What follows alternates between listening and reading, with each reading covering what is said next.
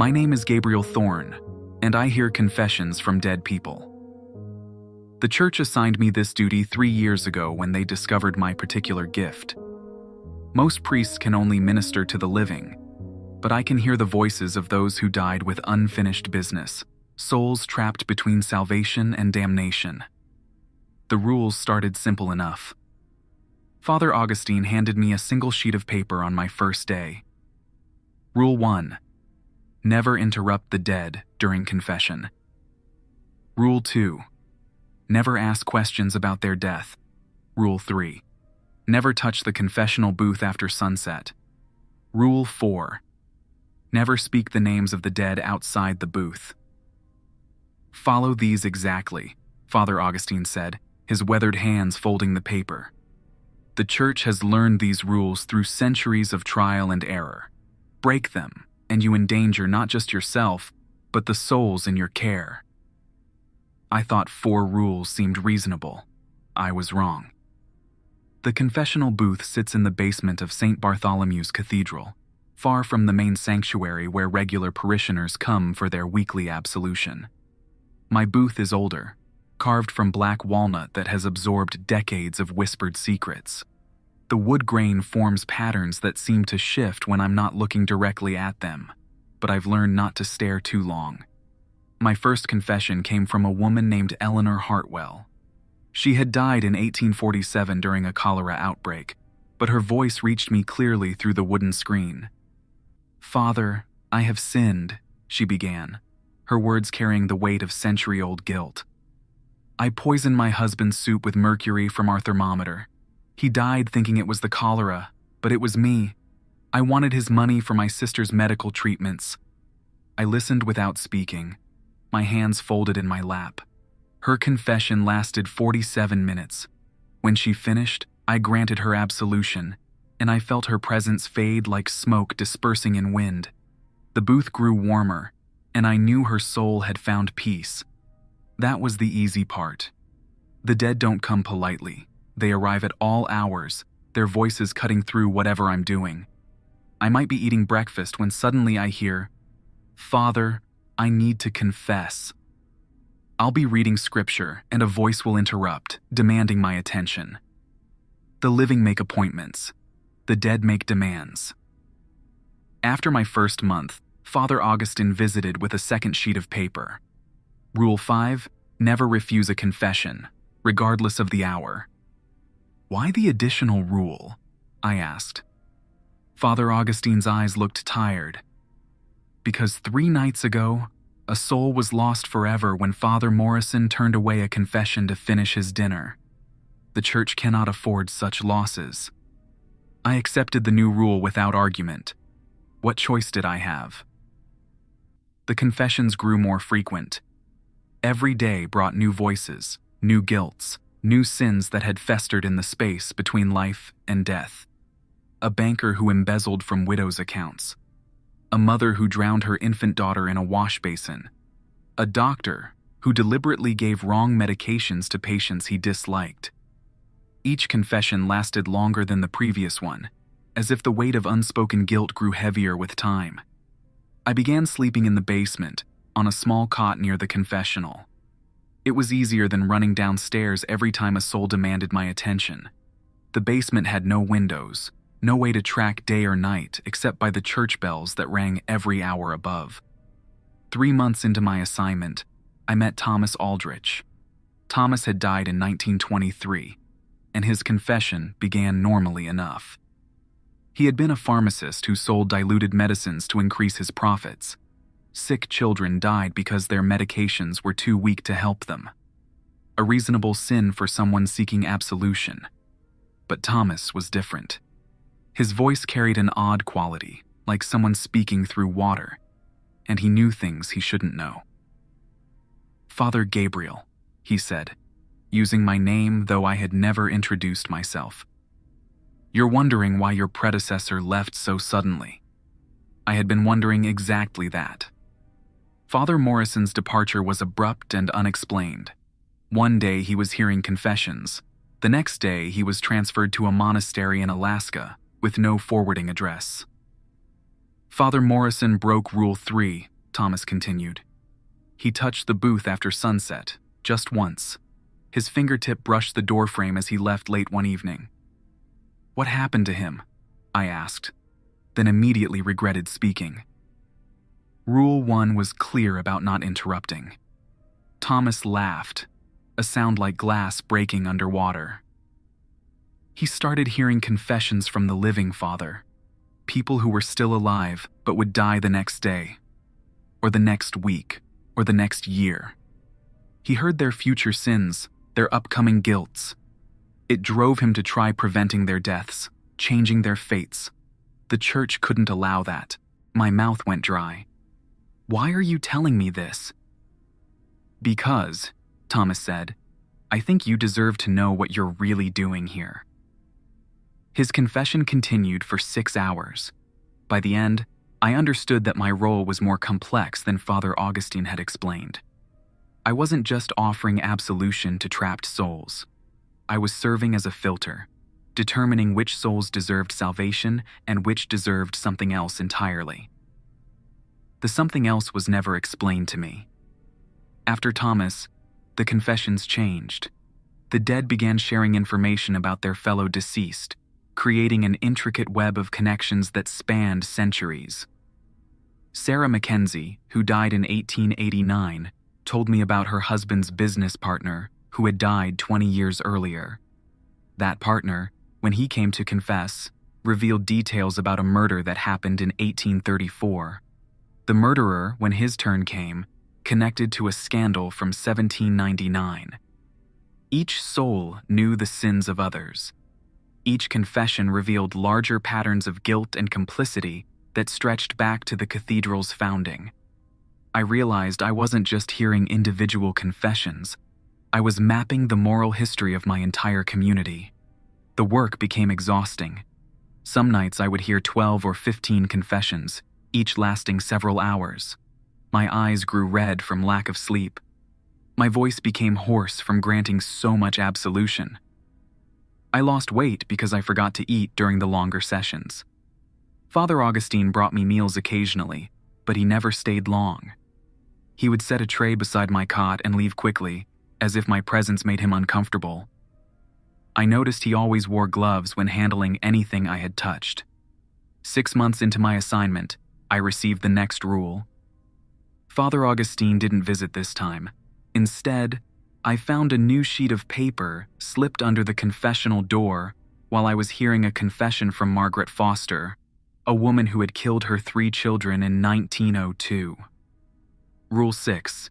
Never grant absolution to anyone who died by their own hand. This rule troubled me more than the others. Suicide was already considered a mortal sin by the church, but refusing absolution felt cruel. These souls were often the most desperate, the most in need of forgiveness. The first test came 2 days later. "Father, I have sinned," a young man's voice said. His name was David Crane, and he had died in 1987. I jumped from the bell tower because I couldn't handle the guilt anymore. I had been stealing from my church's collection plate to buy drugs. When they caught me, I couldn't face the shame. His confession was heartbreaking. David had grown up poor, turned to drugs as an escape, and made increasingly bad decisions to feed his addiction. The theft was his lowest point, but he had planned to confess and make amends before he was discovered.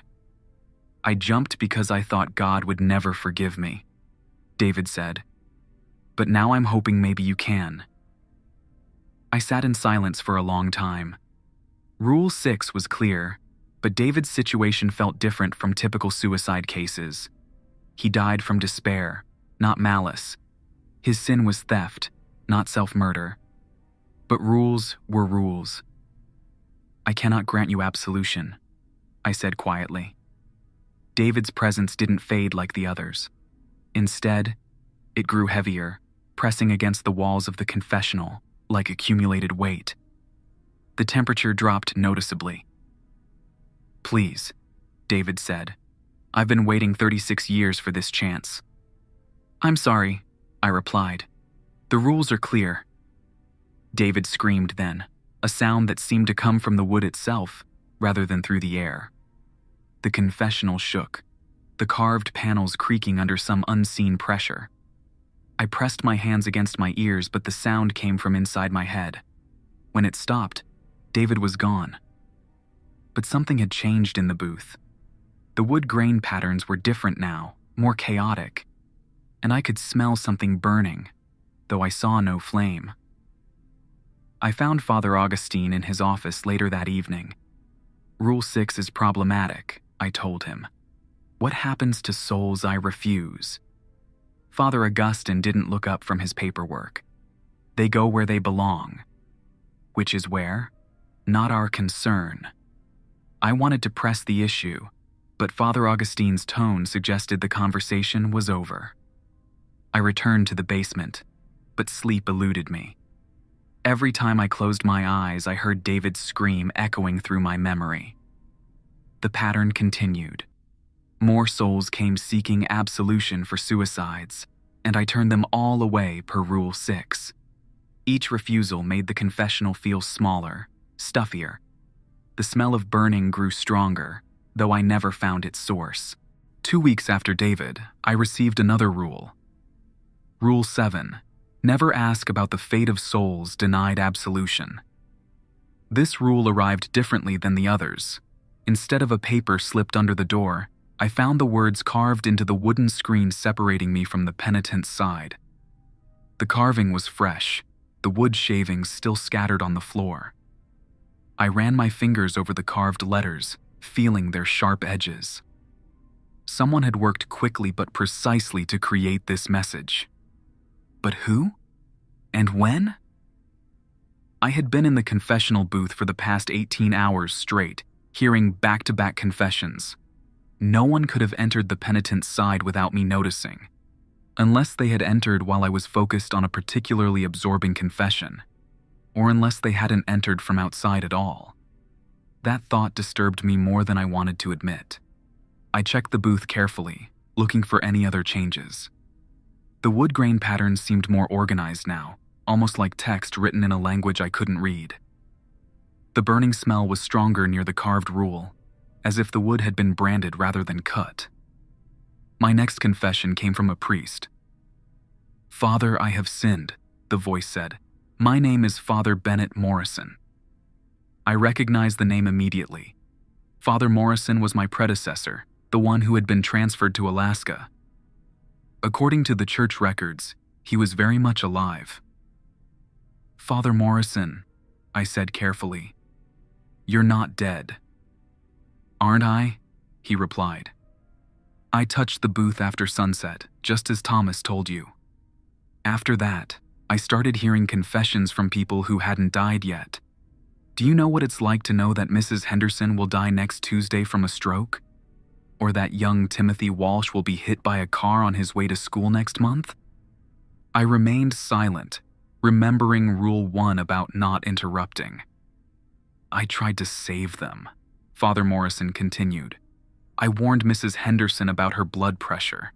I convinced Timothy's mother to drive him to school instead of letting him walk. I thought I was doing God's work." His voice carried exhaustion that seemed to span years. But preventing their deaths didn't erase their future sins. It just delayed them. Mrs. Henderson lived another month, long enough to poison her neighbor's dog out of spite. Timothy grew up to become a burglar. Every life I saved led to new sins, new guilt, new suffering. I wanted to ask questions, but Rule 1 held me back. The church transferred me here to confess because I had disrupted the natural order. But I'm not seeking absolution, Father Gabriel. I'm giving you a warning. The temperature in the booth dropped again, just like with David. "The rules aren't protecting you," Father Morrison said. "They're protecting everyone else from you. Each soul you hear, each absolution you grant or deny, it changes you. You're becoming something the church can use but can't control. And when you become too dangerous, they'll send someone to hear your confession too." Father Morrison's presence faded, leaving me alone with questions I wasn't allowed to ask. I spent the rest of that night thinking about what he had said. The rules had seemed arbitrary before, but now I saw them as carefully constructed barriers. They weren't just protecting me from the dead, they were protecting the living from whatever I was becoming. The next morning, I found 2 more rules carved into the confessional screen. Rule 8. Never leave the cathedral grounds while assigned to this duty. Rule 9. Never discuss your assignment with anyone outside the church hierarchy. I hadn't tried to leave the cathedral, but now the option was explicitly forbidden. The church was closing off my remaining connections to the outside world. That afternoon brought my most disturbing confession yet. "Father, I have sinned," a child's voice said. The speaker couldn't have been older than 8 or 9. "My name is Lucy Brennan, and I died yesterday." Yesterday. This was the first soul I had encountered who died so recently. "I was playing hide-and-seek with my brother," Lucy continued. "I hid in the old refrigerator in our garage. The door got stuck and I couldn't get out. I died from not having enough air." Her voice was clear and bright, untainted by the centuries of guilt that weighed down my other penitents. She sounded like any child telling a story about their day. "I don't really have sins to confess," Lucy said. "Mama always said I was her good girl, but the man in white robes told me I needed to come here before I could see Jesus." A man in white robes. I wore black. The other priests at St. Bartholomew's wore black. Who wore white? What did this man look like? I asked, forgetting Rule 1 again. "He was very tall and very pale," Lucy said. "He had marks on his hands like Jesus, but they were fresh. And he smelled like the stuff Daddy uses to clean his tools. Bleach, or some other chemical." "He told me you would help me get to heaven," Lucy continued. "But first I had to tell you about something I saw." I waited, my heart racing despite my training. "When I was hiding in the refrigerator before I died, I saw through the garage window. There was a man digging a hole in our backyard. A big hole, like for planting a tree. But he put something wrapped in plastic in the hole instead." My hands began to shake. This wasn't a confession. This was testimony. "The man looked like Father Augustine," Lucy said. "But that can't be right because Father Augustine is nice. He comes to dinner at our house sometimes. Mama says he's helping Daddy with church business." The confessional seemed to shrink around me. Everything clicked into place with horrifying clarity. The rules weren't just protecting me from spiritual corruption. They were ensuring my silence about what I learned during confessions. And Lucy wasn't here seeking absolution. She was here because someone wanted her testimony buried with church secrets. "Can you help me get to heaven now?" Lucy asked. I stared at the carved rules surrounding me, each one designed to limit my actions, my questions, my ability to act on information I received. Rule 4 prevented me from speaking Lucy's name outside the booth. Rule 9 prevented me from discussing what I learned with anyone outside church hierarchy. And Father Augustine was church hierarchy. "Father?" Lucy's voice was smaller now, uncertain. "Are you still there?" I realized I had a choice to make. I could grant Lucy absolution and let her soul find peace, knowing her testimony would die with her. Or I could refuse, sending her to whatever fate awaited denied souls, but potentially preserving some chance that justice might be served. The rules were clear about what I should do, but for the first time since accepting this assignment, I wondered if following the rules was actually serving God's will. "Father?" Lucy asked again. "I'm scared." I opened my mouth to respond, but before I could speak, I heard footsteps on the basement stairs. Someone was coming down to check on me. Through the carved screen, I could see a figure in white robes approaching the confessional, the man Lucy had described. As the footsteps grew closer, I had to make my decision about Lucy's soul, and I had to make it fast. "Lucy," I whispered, my voice barely audible. "I grant you absolution for any sins you may have committed. Go in peace." Her presence faded instantly, like a candle being blown out. I felt the familiar warmth that meant a soul had found rest, but this time, it felt different. Hollow. As if I had just helped someone escape rather than find salvation. The footsteps stopped outside the confessional booth. Through the wooden screen, I could see white fabric and pale hands. The figure stood perfectly still, waiting.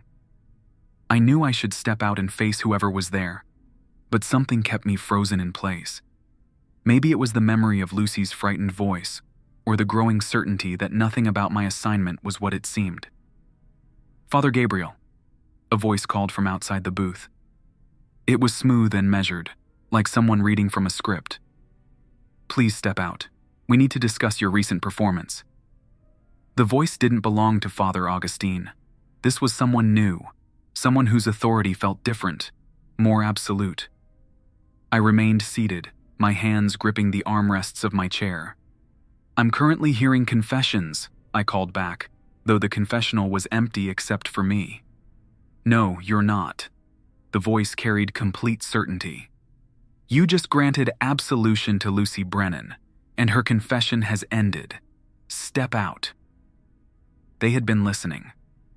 The realization hit me like cold water. Someone had been monitoring my confessions, possibly from the beginning. The rules weren't just guidelines, they were surveillance protocols. I stood slowly and pushed open the confessional door. The figure in white robes stood 6 feet away, hands clasped behind his back. His face was ordinary, except for his eyes, which seemed too pale, almost colorless. The marks Lucy had mentioned were visible on his hands, small round scars that looked fresh despite what must have been years of healing. "My name is Cardinal Voss," he said. "I oversee the church's specialized ministries. Your ministry, specifically." I had never heard of Cardinal Voss, but his presence commanded immediate respect. Or fear. It was hard to tell the difference. "Cardinal," I said, bowing my head slightly. "How can I help you?" "By following the rules," he replied. "You've been asking questions during confessions. Questions are forbidden for good reason." I was trying to understand. Understanding is not your role. Cardinal Voss stepped closer, and I caught the chemical smell Lucy had mentioned. Bleach mixed with something else, something medical. "Your role is to listen, absolve, and forget, nothing more." He pulled a final sheet of paper from his robes and handed it to me. The paper felt different from the others, heavier somehow. Rule 10. Never remember the details of any confession after granting absolution. I stared at the rule, my mind racing. How can I forget what I've heard? "The same way you've been forgetting," Cardinal Voss said. "Haven't you noticed how difficult it is to recall specific confessions from more than a week ago? The details fade, don't they? Names become unclear, sins blend together." He was right. I had attributed the memory loss to exhaustion, but now I realized it was something else entirely. Something deliberate. "What have you been giving me?" I asked.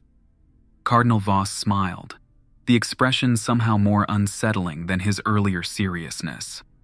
"Communion wine with a special blessing. Father Augustine has been very careful about your spiritual nutrition." Drugged. They had been drugging me to ensure I forgot the confessions. But something had gone wrong recently, or my tolerance had built up, because I was remembering more than they intended. "Lucy Brennan's confession troubles us," Cardinal Voss continued. "She mentioned seeing something that could cause unnecessary complications for the church's work in the community." "What kind of work?" "The kind that requires absolute discretion." He moved to the confessional booth and ran his scarred hand along the carved rules. "Father Gabriel, you've served admirably, but your assignment here is ending." My heart started beating faster. "Ending how?" "You'll be transferred to a monastery, somewhere quiet, where you can contemplate your service and enjoy well-deserved rest. The head monk there specializes in helping priests transition away from demanding assignments." The way he said "transition" made it sound permanent, final. "What about the souls who need confession?" I asked. We'll send someone new, someone younger, more manageable." Cardinal Voss gestured toward the stairs. "Shall we go pack your things?" I looked back at the confessional booth, at the carved rules that had controlled my life for so many months. Something inside me rebelled against leaving, against letting them silence what I had learned. "I'd like to stay for one more confession," I said, "to properly close out my service." Cardinal Voss's pale eyes narrowed. "That won't be necessary. Please. It would mean a lot to me, spiritually." He studied my face for a long moment, as if trying to read my intentions. Finally, he nodded. "Very well. One final confession, but make it quick." He stepped back, allowing me to return to the confessional booth. I closed the door and sat down, my mind working frantically. I needed to find a way to preserve what I had learned, to ensure Lucy's testimony wasn't buried with my departure. Then I heard a familiar voice through the screen. "Father, I have sinned." It was Thomas Aldrich, the pharmacist who had first warned me about Father Morrison's fate. But this time, his voice carried urgency instead of casual malice. "Thomas," I said quietly, "they're removing me from this assignment." "I know," Thomas replied. "I can see Cardinal Voss waiting outside. We don't have much time." "What should I do?" "Listen carefully. The confessions you've heard aren't random. The church has been using you to map the spiritual connections in this community, to identify which families carry the most guilt, the most secrets. That information is valuable to people who want leverage over others." I felt sick. They're blackmailing people? Worse, they're selecting them. The families with the darkest secrets are being approached by church representatives. Some are offered forgiveness in exchange for donations. Others are offered silence in exchange for favors. And some. Thomas paused, and I heard Cardinal Voss shifting impatiently outside the booth. "Some are eliminated," Thomas finished. "Like Lucy's father. He discovered financial irregularities in the church's accounts, money being funneled to private accounts. So they arranged his death and made it look like an accident. Lucy witnessed Father Augustine burying the evidence." "How do you know all this?" "Because the dead talk to each other, Father Gabriel. We share information across centuries, and we've been watching the church's activities for decades. You're not the first confessor for the dead. There have been 12 before you, all transferred to monasteries when they learned too much. None of them were ever heard from again." My hands began to shake. I was trapped between my duty to the church and my growing understanding of what that duty actually entailed. "Time's up," Cardinal Voss called from outside. "Finish your confession." "Thomas," I whispered, "what happens if I refuse to go with him?" "Then you'll have an accident too, but there might be another way." "What?" "Grant me absolution, but remember my confession. Don't let them drug you anymore. When you get to the monastery, find a way to contact the outside world. Tell them about Lucy, about what Father Augustine buried in her backyard. Let the living investigate what the dead have witnessed." It was a dangerous plan. Refusing the church's drugged wine would make it obvious that I was no longer compliant. But it might be my only chance to ensure justice for Lucy and her father. "Father Gabriel," Cardinal Voss's voice carried clear warning now. "I grant you absolution," I told Thomas quickly. "Go in peace and pray for me." Thomas's presence faded, but his final words lingered in the air. "Remember everything." I opened the confessional door to find Cardinal Voss standing much closer than before, his pale eyes studying my face intently. "That took longer than necessary," he said. "The soul was troubled. It required extra care." Cardinal Voss nodded, but his expression remained suspicious. "Come, your transportation is waiting." I followed him up the basement stairs, through the main cathedral, and out to the front steps where a black sedan waited. Father Augustine stood beside the car, holding a small travel bag. "Your belongings," Father Augustine said, handing me the bag. His voice was kind, paternal, exactly as it had always been. Looking at him now, it was hard to believe he was capable of murder. "Father Augustine," I said carefully, "thank you for your guidance during my assignment. You've served admirably, Gabriel. The monastery will be good for you. Brother Francis runs a very peaceful community." Something about the way he emphasized peaceful made my skin crawl. Cardinal Voss opened the car door and gestured for me to get in. As I approached the vehicle, I made a decision that would either save me or doom me.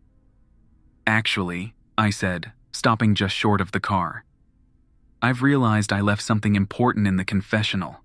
Could I retrieve it quickly?" Cardinal Voss's eyes narrowed to slits. "What did you leave?" "My rosary. My grandmother's rosary. It has great sentimental value." Father Augustine looked sympathetic.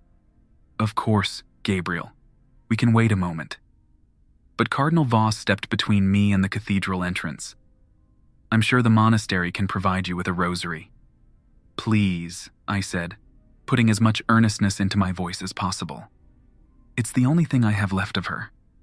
After a tense moment, Cardinal Voss stepped aside. "Make it quick." I hurried back into the cathedral, down the basement stairs, and into the confessional booth. But instead of looking for a non-existent rosary, I pulled out my pen and began writing on the back of Rule 10. Lucy Brennan witnessed Father Augustine burying evidence in her family's backyard after her father's murder. Check the garden behind 1247 Maple Street. Ask about church financial records. I folded the paper small and slipped it into my shoe, between the insole and my foot. Then I grabbed an old rosary that had been left in the confessional and hurried back upstairs. "Found it," I said, showing them the rosary. Cardinal Voss looked relieved. "Good. Now let's go." This time I got into the car without protest.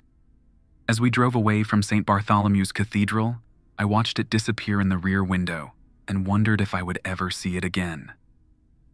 The monastery was a 3-hour drive through increasingly remote countryside. Cardinal Voss sat beside me in the back seat, maintaining uncomfortable silence for most of the journey. Father Augustine rode in the front passenger seat, occasionally making pleasant small talk with the driver about weather and local news. As we traveled, I thought about all the confessions I had heard, all the souls I had granted absolution or turned away. Thomas was right. The details were connected in ways I hadn't understood. The church hadn't just been collecting confessions, they had been mapping sins across generations, identifying patterns of guilt and shame that could be exploited. And I had been their unwitting accomplice. The monastery appeared around a bend in the mountain road just as the sun was setting. It was a stark building, all gray stone and narrow windows, surrounded by a high wall topped with what looked like broken glass. The sign by the gate read, "St. Jude's Retreat for Spiritual Contemplation." St. Jude, the patron saint of lost causes. "Here we are," Cardinal Voss said as our car pulled through the gate. "Your new home." Brother Francis met us at the entrance. He was a small, thin man with nervous eyes and hands that shook slightly when he spoke. Everything about him suggested someone who had seen too much and learned to keep quiet about it.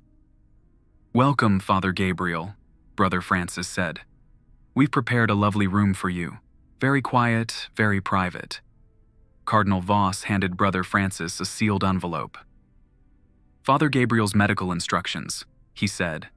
"Please follow them exactly. Medical instructions. More drugs, no doubt. Stronger ones this time." "Of course," Brother Francis said, tucking the envelope into his robes. "We take excellent care of our residents." As they led me inside, I noticed that all the windows had bars on them. The doors had locks on the outside rather than the inside. And the other monks I saw moved with the slow, placid expressions of people under heavy sedation. This wasn't a monastery. It was a prison.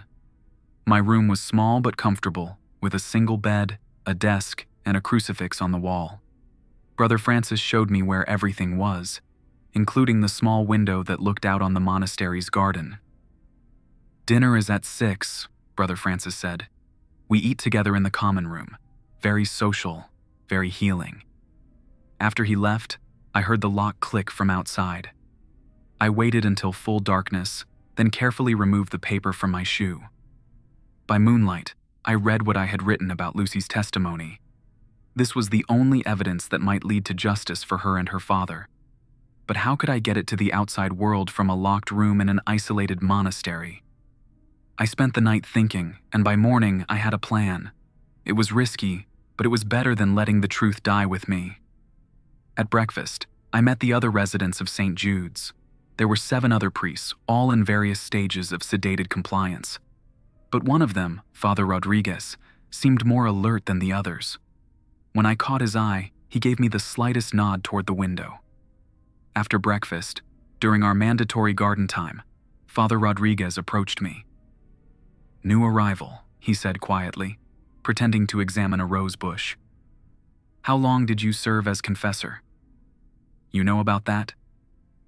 "I was confessor number 9, he said. 2 years ago. Been trying to find a way out ever since." "How many of us are there here?" 4. The others have been here longer, too medicated to be useful now. He glanced around to make sure Brother Francis wasn't watching. "But I've been refusing my evening medication for 3 months, hiding the pills. I'm almost clear-headed enough to attempt an escape." I showed him the paper with Lucy's information. "This needs to reach the police." Father Rodriguez read it quickly, then nodded. "There's a postal worker who delivers mail to the monastery twice a week. Sister Marie in the kitchen sometimes gives him cookies. If we could get this note to her." "How?" "Leave it under your dinner plate tonight. I'll retrieve it and pass it to Sister Marie. She's not fully compliant with their program, still asks questions." It wasn't a perfect plan, but it was the only option we had. That evening, I palmed the note during dinner and slipped it under my plate as instructed. Father Rodriguez managed to retrieve it when we cleared our dishes. 3 days later, Brother Francis's routine was disrupted by visitors. Through my barred window, I watched police cars pull up to the monastery gates. They had found whatever Father Augustine had buried in Lucy's backyard. Within a week, the story broke in the newspapers that Sister Marie smuggled to us. Father Augustine had been arrested for murder and embezzlement. Cardinal Voss had disappeared. The church was launching a full investigation into the Confessor program. St. Jude's Monastery was raided a month later. They found medical records showing systematic drugging of residents, forged transfer documents, and evidence of other cover-ups. Brother Francis confessed to everything in exchange for a reduced sentence. I was released along with the other surviving confessors, but the damage was extensive. 2 of my fellow priests never recovered their full mental capacity. Father Rodriguez and I were the lucky ones. The church officially disbanded the Confessor for the Dead program, claiming it had been corrupted by rogue elements. They offered substantial settlements to all of us in exchange for our silence about the spiritual aspects of our experiences. I took the money and moved far away, to a small parish in Vermont, where I serve regular parishioners with regular sins. No more voices from beyond. No more rules carved in wood. No more questions about which souls deserve salvation. But sometimes, late at night when I'm alone in my new church, I hear whispers that might be wind through the rafters, or might be something else entirely. Voices thanking me for remembering when I was supposed to forget. Voices telling me that justice, even delayed, still matters to the dead. I never answer them back. Some rules I've learned are worth keeping.